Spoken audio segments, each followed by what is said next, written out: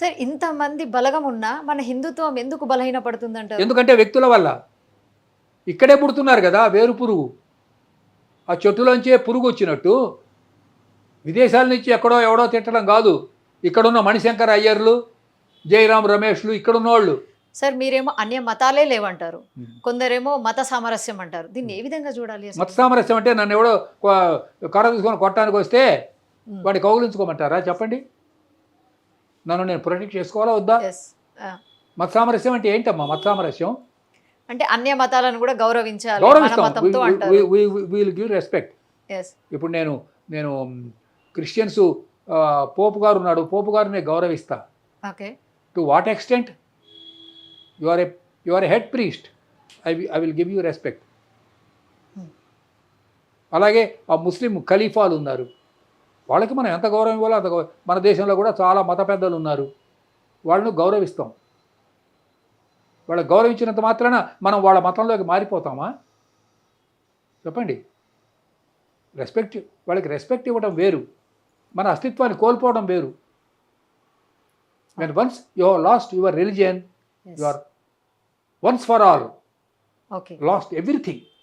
ఇక నీకు అస్తిత్వం ఉండదు, నో ఎగ్జిస్టెన్స్. హిందువుగా ఉన్నంత వరకే ఇక్కడ ఈ భూమి మీద అస్తిత్వం అతనికి. మన బుద్ధిహీనులు విదేశాలకు వెళ్ళి అంటే వాళ్ళు ఎందుకు పోతున్నారు? ఇక్కడ ఉద్యోగాలు లేకపోతున్నారు. ఇక్కడ ఉద్యోగాలు ఉంటే వాళ్ళు ఇక్కడ ఉండేవాళ్ళే. సరే వెళ్ళారు, డాలర్ మీద వ్యామోహంతో వెళ్ళారు, మంచిదే, సంపాదించుకోండి, ఎవరు వద్దంటే లేదు. అక్కడ పోయిన తర్వాత మళ్ళీ వాళ్ళు క్రిస్టియన్స్ కన్నా ఎక్కువగా వీళ్ళు తిట్టడం మొదలు పెడుతున్నారు ఇక్కడి నుంచి వెళ్ళిన వాళ్ళు. అవును, చాలామంది చూడండి, హిందువులను తిడుతున్నారమ్మా ఇప్పుడు. అవును.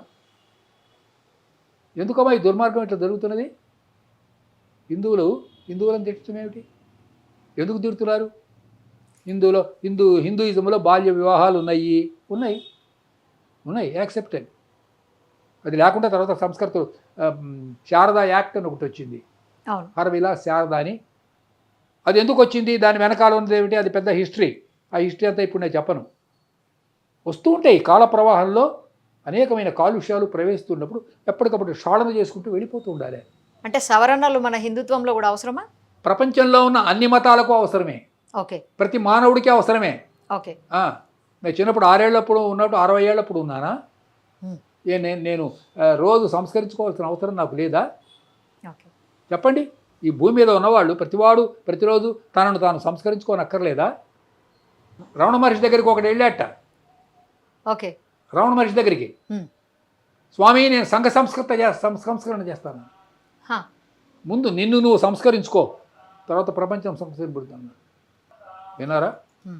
కాబట్టి ఎవరిని వాడు తాను సంస్కరించుకోవాలి.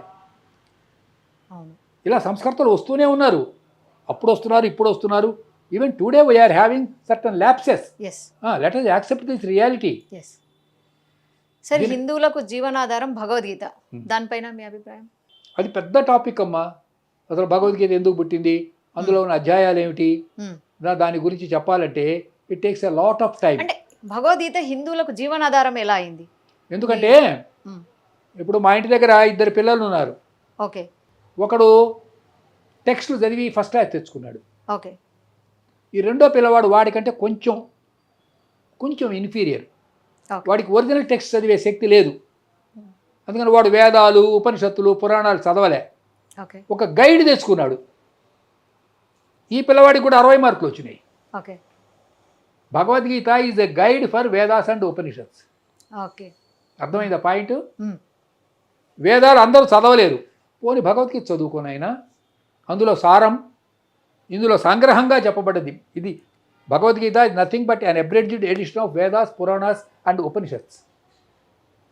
గీత గురించి చెప్పాలంటే డీటెయిల్డ్గా it's a very very long topic. I have translated Bhagavad Gita into Telugu. దాన్ని చిరజీర స్వామి వారికి అంకితం చేశారు. ముచ్చింతలకు వెళ్ళి ఆయన హీ ఫెల్ట్ వెరీ హ్యాపీ. ధర్మక్షేత్రే కురుక్షేత్రే సమవేతాయుత్సవ. ఒక ఇన్సిడెంట్ చెప్పి ముగిచ్చేస్తాను ఈ టాపిక్ని. అహల్యాబాయి హోల్కార్ అని ఒక ఆవిడ ఉండేది, ఫ్రమ్ ఇండోర్. ఆవిడ ఒక రోజున ఒక పండితుని పిలిచి, నాకు భగవద్గీత వినాలని కోరికగా ఉంది, వినిపించండి అన్నట్టు.